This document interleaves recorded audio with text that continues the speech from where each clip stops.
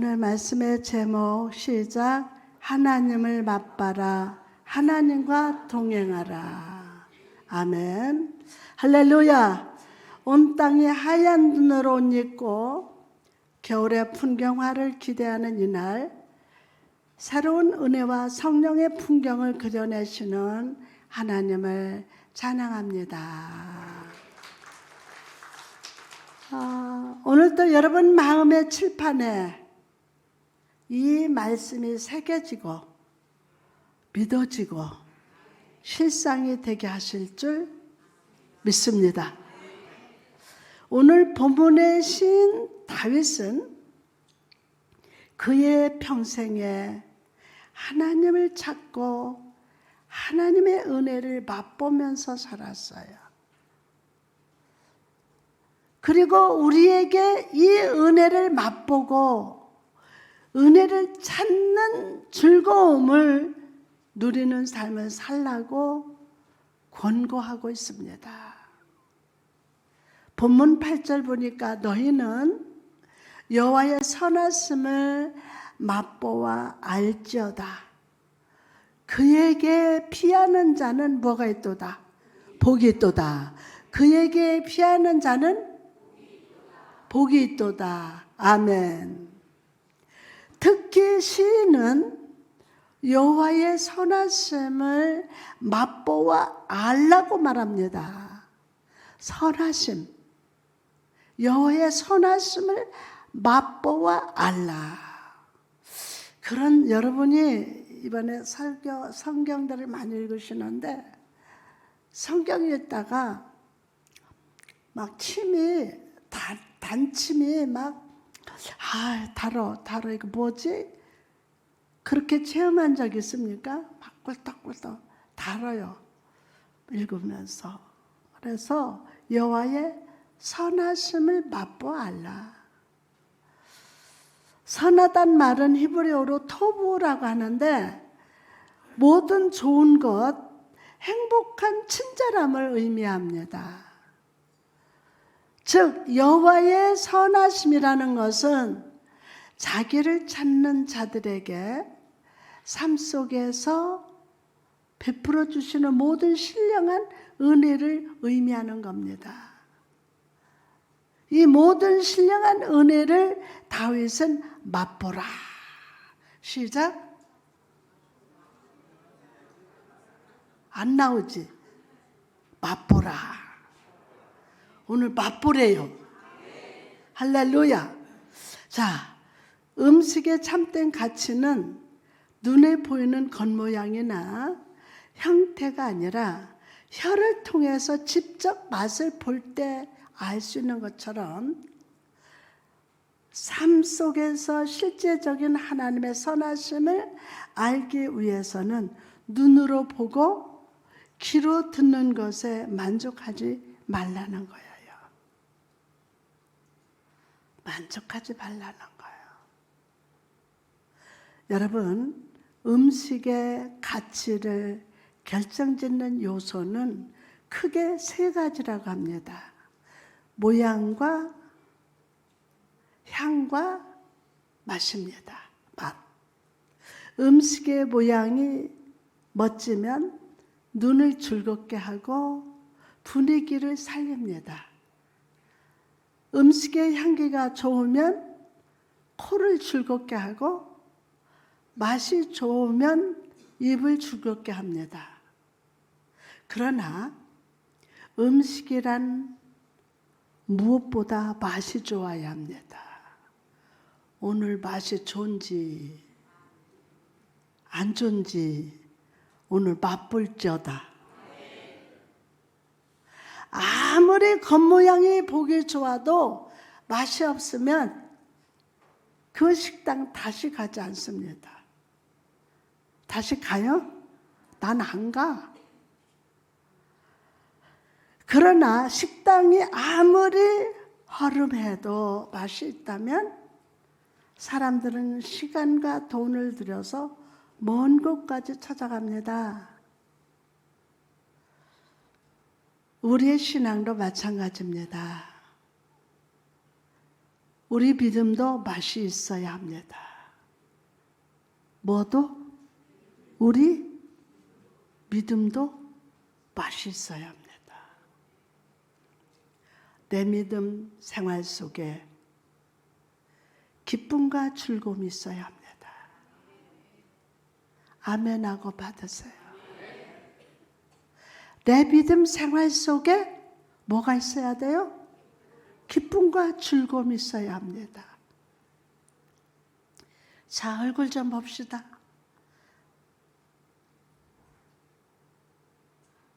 내 믿음 생활 속에 기쁨과 즐거움이 있어야 돼요. 많은 주의 자녀들이 믿음의 모양은 있으나 맛을 잃어버린 소금처럼 신앙생활하는 분들이 있습니다. 믿음에 대한 가치, 신앙의 본질, 성도의 맛을 잃어버리고 있는 현실을 살아갑니다. 그러나 여러분, 이럴 때일수록 우리는 믿음의 맛을 잃지 말아야 돼요. 뭐를? 믿음의 맛을 잃지 말아야 합니다. 아멘! 믿음의 맛을 잃지 말아야 돼요.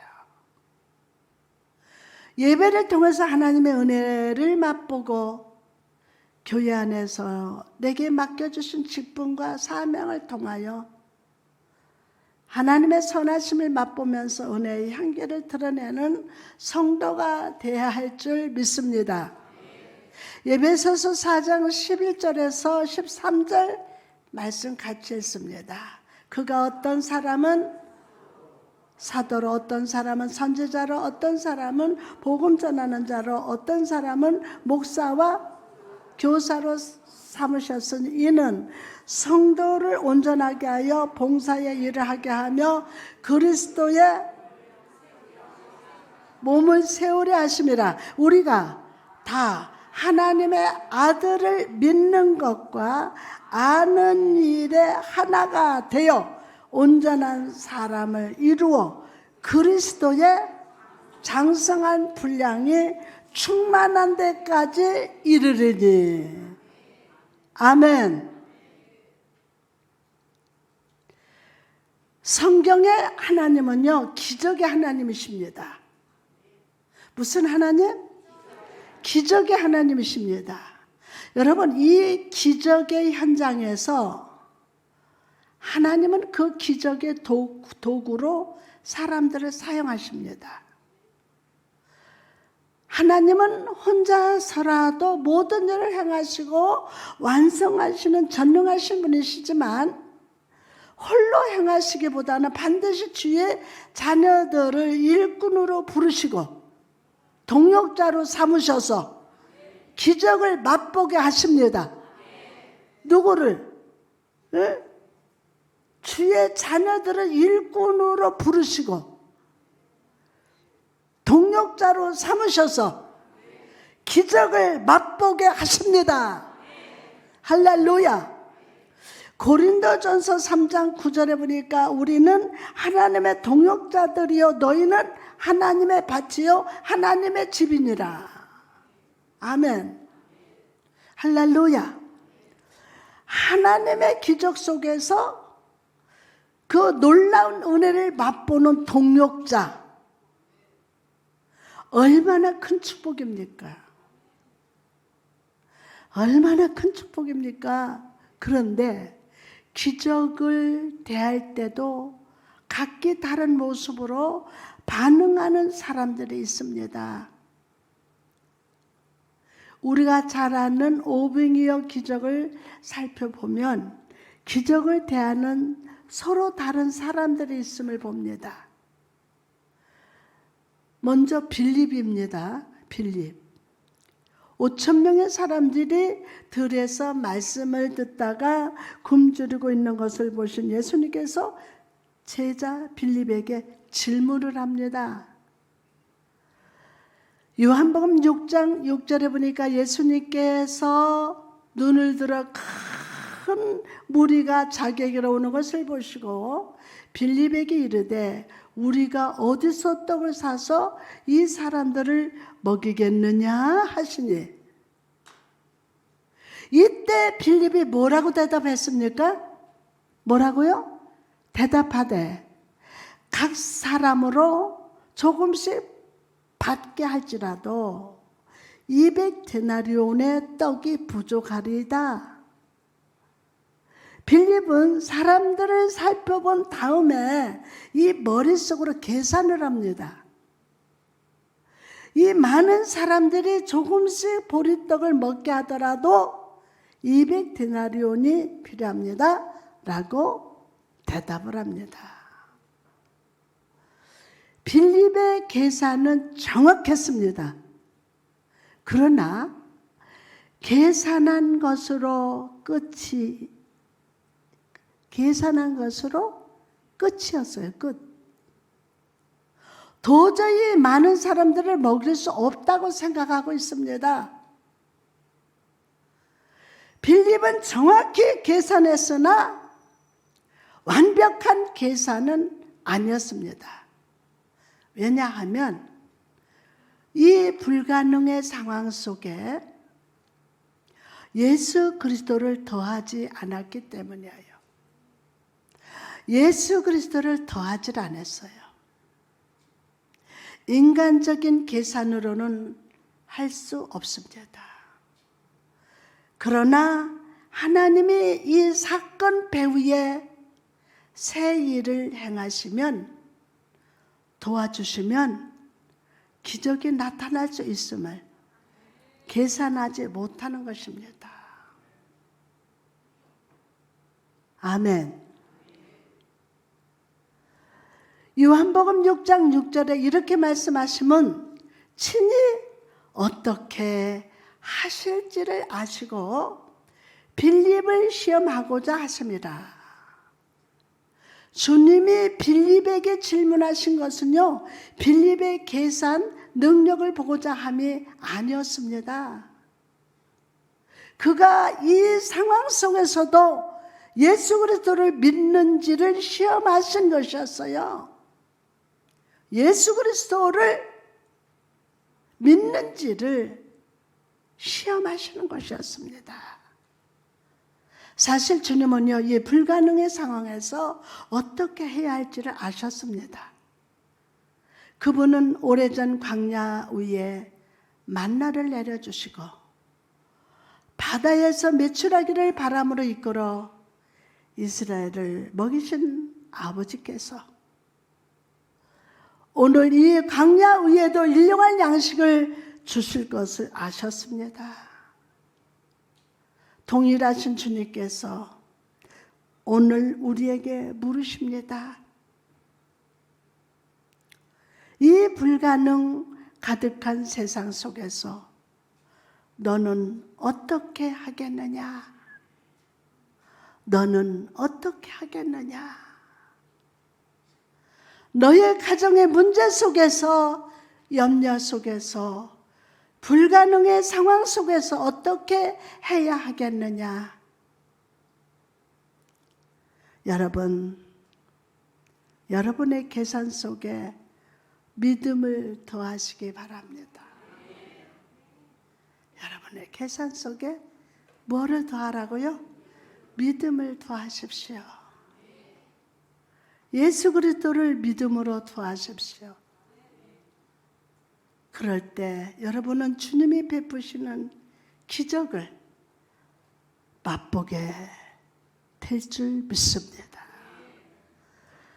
두 번째로 제자 안드레입니다.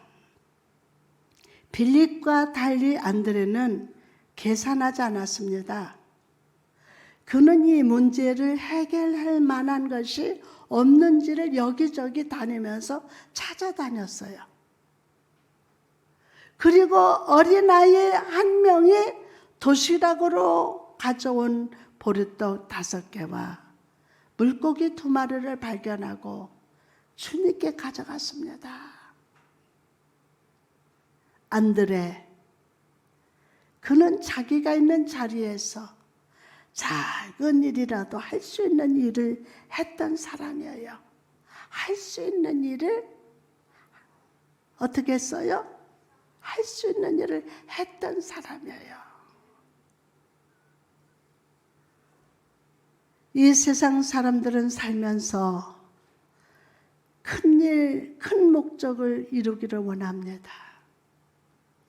그러나 하나님의 기적이 있는 자리에서 작은 일이라도 충성을 다했던 사람들을 통해서 이루어짐을 아십니까?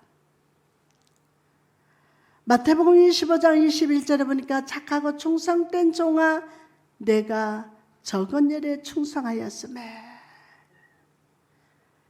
이제 예배를 마친 후에는 2025년 주님 앞에서 결산한 2026년 새 사명과 새 일을 맡겨주시는 사무총회가 있습니다. 참 금년에 우리 교회 하나님이 도우시고 기적을 베푸신 일들이 많았습니다. 성전이 어느 하나 흠이 없습니다. 장로님은 망치 들고 시간만 되면 틈나는 곳을 다 수리하면서 지하서부터 지상까지 흠이 없습니다. 물질도 하나님이 참 많이 허락하셔서 1년 우리 교회가 참 하나님 안에서 은혜가 많았습니다. 하나님께 영광의 박수 올려드립니다.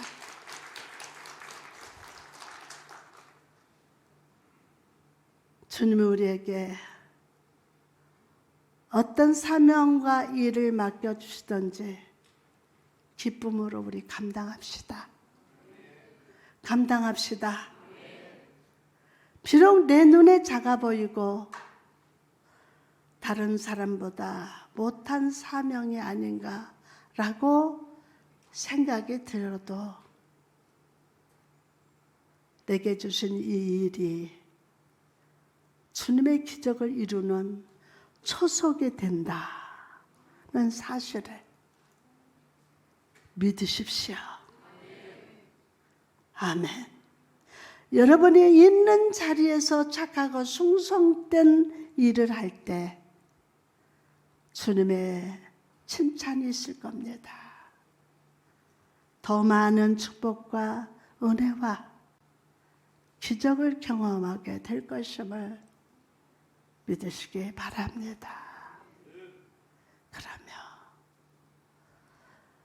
고아의 아버지요 일평생 5만 번의 응답을 받았던 조지 물러 목사님을 아십니까? 그분은 평생 성경을 200번 통독하고 하루에 1시간 이상 기도했다고 합니다. 목사님은 사람을 의지하지 않고 있는 자리에서 일용한 은혜로 공급하신 하나님을 의지하면서 살았습니다. 모든 불가능의 상황에 하나님을 더하고 예수님을 의지했습니다. 그랬더니 2,000명의 고아를 먹이는 데 필요한 물질을 공급해 주시되 무려 750만 달러가 넘는 물질을 공급해 주셨다고 합니다.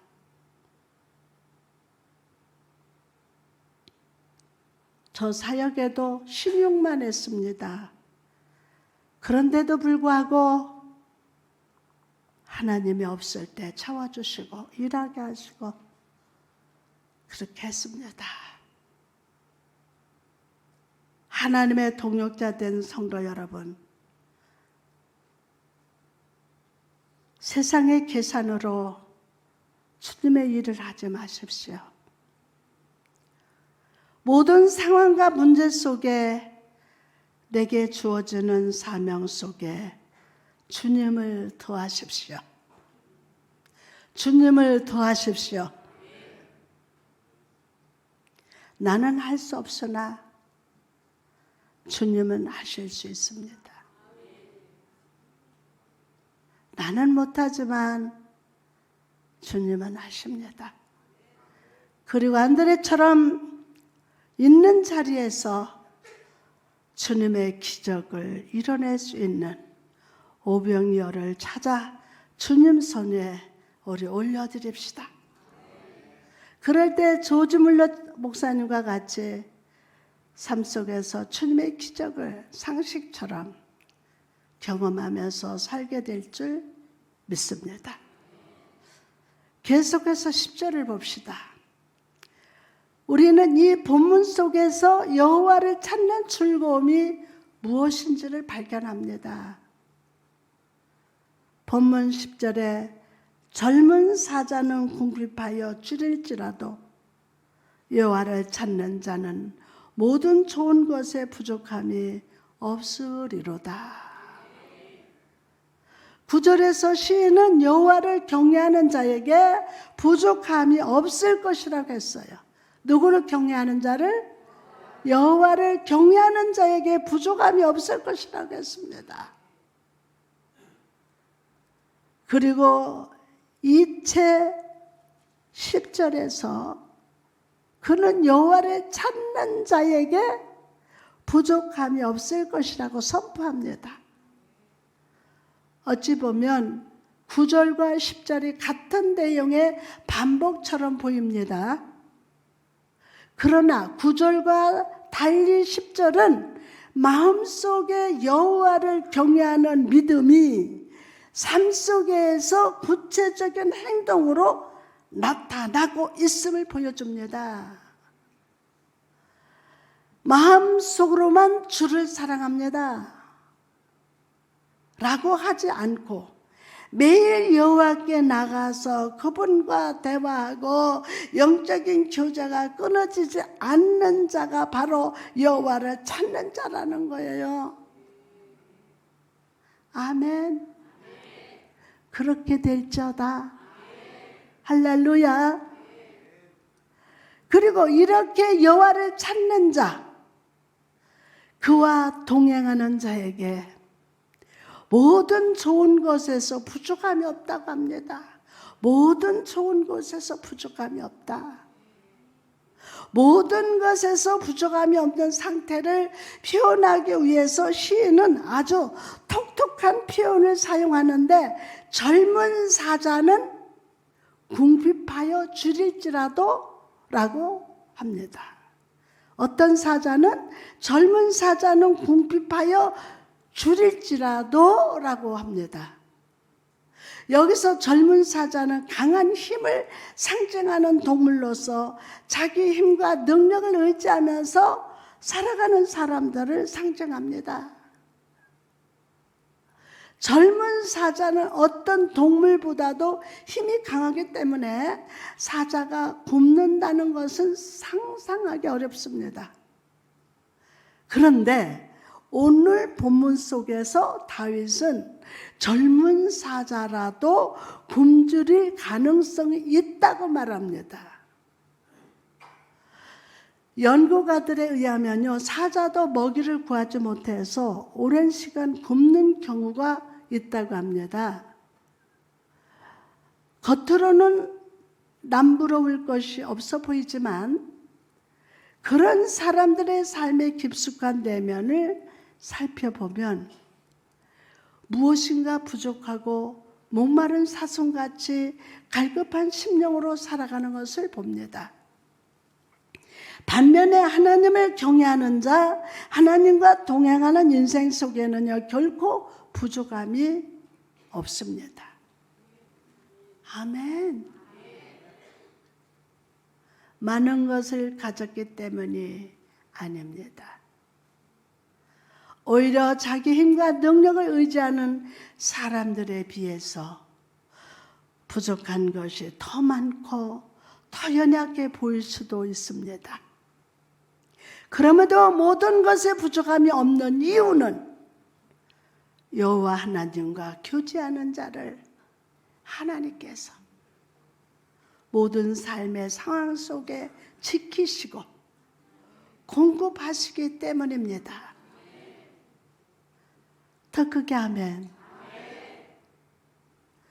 하나님의 함께 하심으로 그 심령 속에 신령한 은혜를 채워주셨고 그 마음속에 평강의 기름으로 충만히 부어주시사 어떤 환난과 고난 속에서도 능히 이겨내게 붙들어 주셨습니다.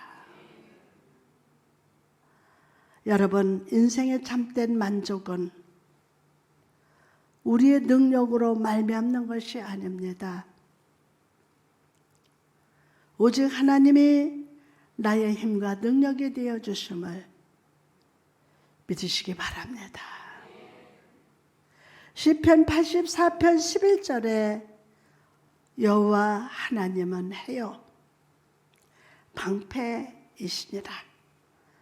여호와께서 은혜와 영화를 주시며 정직하게 행하는 자에게 좋은 것을 아끼지 아니할 것입니다. 아멘. 열왕기하 4장에 보니까 엘리사가 한 여인의 집을 지나가는 장면이 나옵니다. 엘리사가 그 엘리야를 이어서 갑절의 영감을 받은 사람이었습니다. 엘리야보다 더 많은 기적과 능력을 행했던 사람이었습니다. 수넴에 살던 한 여인이 있었습니다. 그 여인은요, 엘리사가 항상 자기 집 주변을 지나가는 것을 보았습니다. 여인은 이 엘리사가 매일 지나가는 것을 바라보고 있지 않았습니다. 그의 남편에게 말해서 엘리사가 머무를 만한 방을 만들고 엘리사가 항상 자기 집에 머물도록 환영했어요. 열왕기하 4장 9절에서 10절 같이 읽습니다. 시작. 여인이 그의 남편에게 이르되 항상 우리를 지나가는 이 사람은 하나님의 거룩한 사람인 줄을 내가 아노니 청하건대 우리가 그를 위하여 작은 방을 담 위에 만들고 침상과 책상과 의자와 초대를 두 사이에다 그가 우리에게 이르면 거기에 머물리다 하였더라. 엘리사가 여인의 집 앞을 지나갔던 것처럼 성경을 보면요, 많은 사람들의 인생 속으로 지나가시는 한 분이 있습니다.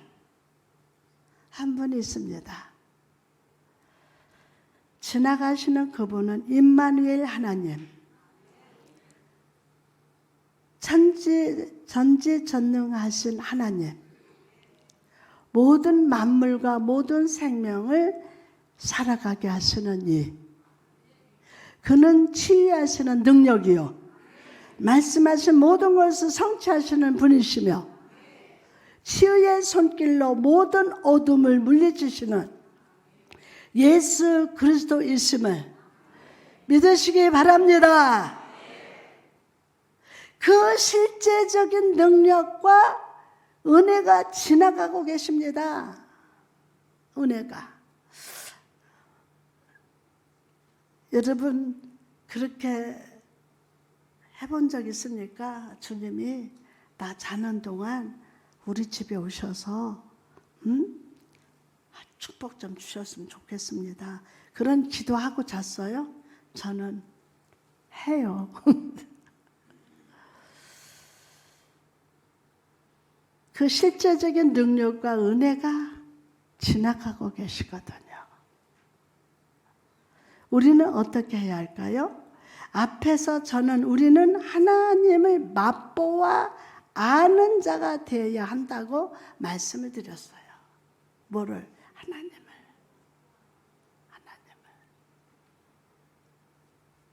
이처럼 우리가 예수 그리스도의 은혜와 능력을 경험하기 위해서는 그 능력의 주님을 멈추시게 해야 합니다. 내 앞에서 그냥 지나가도록 놔두지 말고 주여 다윗의 자손 예수여 부르짖어서 내 앞에 우리 집에 멈추도록 해야 해요. 할렐루야. 오늘 말씀이 여러분 안에 멈출지어다. 많은 주의 성도들이 교회에 나와서 예배를 드립니다. 말씀을 듣습니다. 그리고 그 예배 중에 주님이 임재하십니다. 그런데 그 주님이 지나가시는데도 그냥 쳐다봅니다. 딴전 핍니다. 이 시간이 얼마나 소중한 시간인지 몰라요. 입술이 바삭바삭 타요. 이 강단에 서는 자체가 침이 발르면 바삭바삭 타요. 하나님, 저는 할 수 없습니다. 성령님 만나주세요. 역사하여 주옵소서.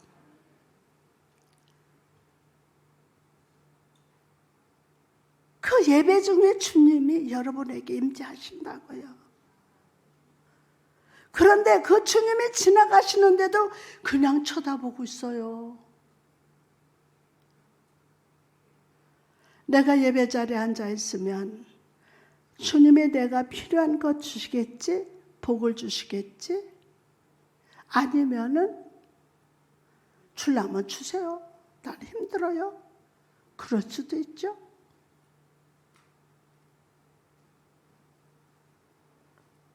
오늘 기회를 내가를 만들라.